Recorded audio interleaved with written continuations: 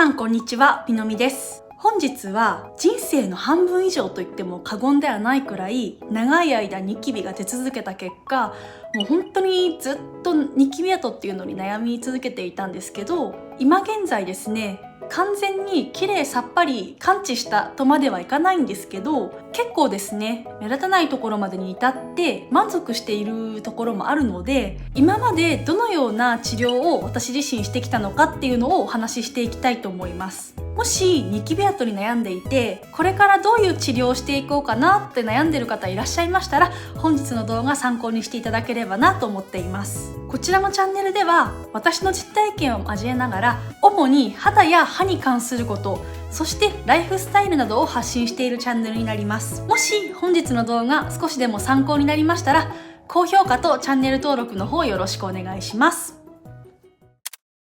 まず最初にニキビ跡の治療を始める前の私の肌の状態っていうのを説明しますと、だいたい中学生に上がったあたりから顔中に黄色い膿ができる黄色ニキビですねっていうのが顔中にでき始めてしまって、特にこの両こめかみとこの頬の部分ですねっていうのに集中してできるようになってしまったんです。で、その結果、その黄色ニキビの跡がですねクレーターになってしまって、もう根深く跡が残ってしまった形になりました。私のクレーターのタイプとしては、結構この深さっていうのがあるローリング型と言われるクレーターで、例えばこのコンシーラーとか塗って隠そうとするじゃないですか。それでもやっぱり深さっていうのがあるので、コンシーラーを塗っても隠しきることっていうのがやっぱとっても難しかったんですよね。当時トラウマと言ってもいいほど嫌だったのが、例えばおしゃれなバーとかレストランで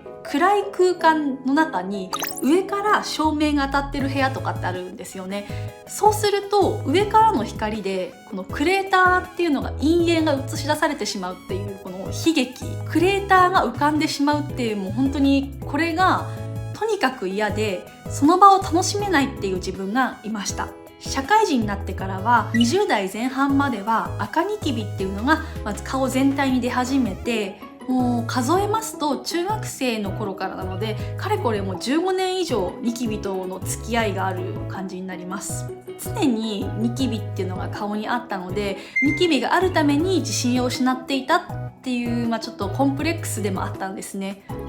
ではどうやってこの顔中にできたニキビのニキビ跡っていうのを治療していったかと言いますと、私のニキビ跡の特徴としては、クレーターが7割で色素沈着が3割で、赤みっていうのはもうほとんどなくって、ニキビだいたい1箇所2箇所ぐらいにちょっと赤みあるかなくらいの感じだったんですね。なので本当にほとんどがクレーターと色素沈着っていうものになります。正直なところ、色素沈着とか赤みっていうのは比較的簡単に治療することができたなと感じてるんですけど、やっぱりクレーター治療に関しては本当に根気のいる治療だったなと今振り返ると、もう本当に実感しているところなんです。ニキビが落ち着いてきた20代後半の頃からですね、その当時鼻の上からこのほっぺたの上っていうのが結構そばかすっていうんですか、薄いシミっていうのも結構目立ち始めていて、ニキビ跡のこの色素沈着と同時進行で治療するという意味で、最初にフォト RF と BBL という光治療っていうのをやっていきました。回数としてはフォト RF を5回、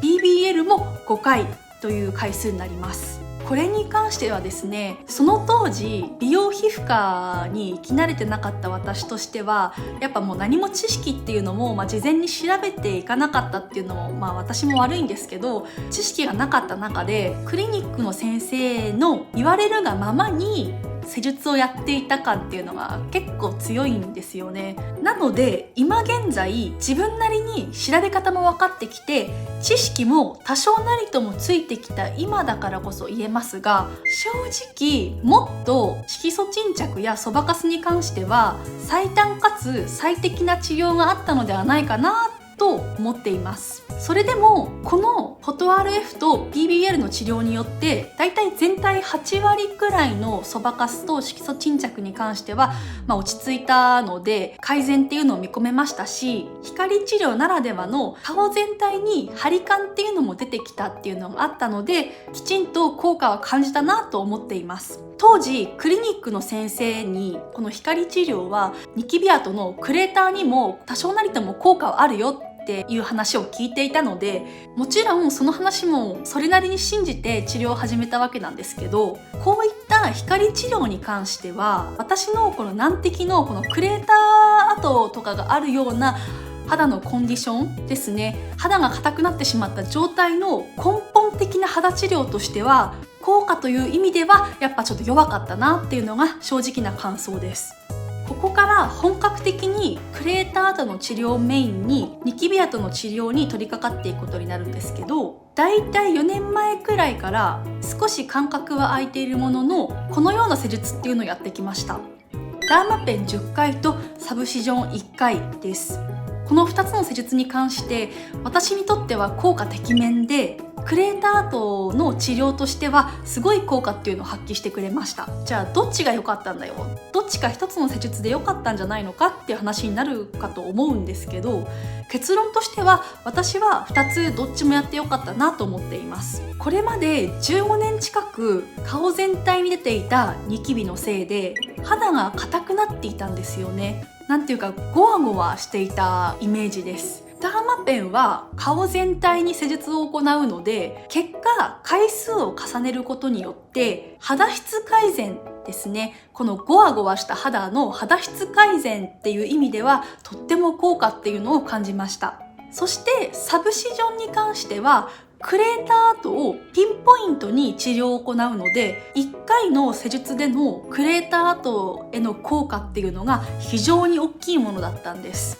私の場合はクレーター跡に関しては例えばニードルですね、針などで一旦肌を傷つけて再生を促すということを意識しました。クレーター治療とかってやっぱり治療が難しい分肌を傷つけてしまうくらいの、言ってみれば粗治療と言えるくらいのことをしない限りクレーターっていうのは改善していくのは難しいなと、これまで治療をしてきて改めて実感しているところです。今ポテンツァっていう施術があって、同じニードルを使用する施術であってもダーマペンよりさらに薬剤をより肌に浸透させることができる施術と言われていて、より高い効果を見込めると言われてるんですよね。ただ相場としては1回あたり7万円から10万円ほどする施術になりますので、結構お高いんです。こういったニードルとかですね、針を使用して肌を傷つけて再生を促す治療って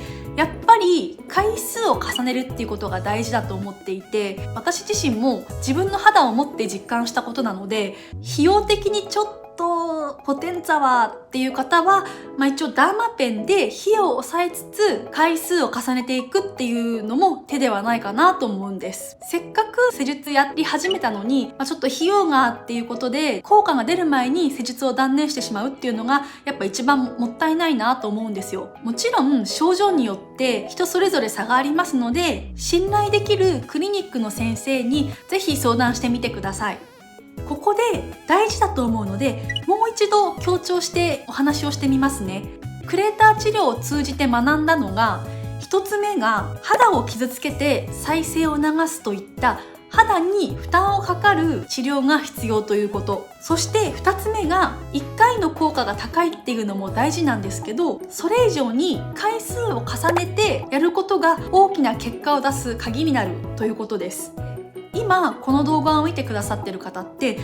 少なからずニキビ跡に悩みを抱えている方っていうのが多いと思うんですよね。今本当に悩んでる方、改善して前進していくのは本当に少しずつかもしれないんですけど、確実に良くなってくるのは間違いないので、ぜひ一緒に治療っていうのを頑張っていきましょう。今回紹介した施術についても詳しく説明した動画っていうのも各種ありますので、詳しくは概要欄を確認してみてください。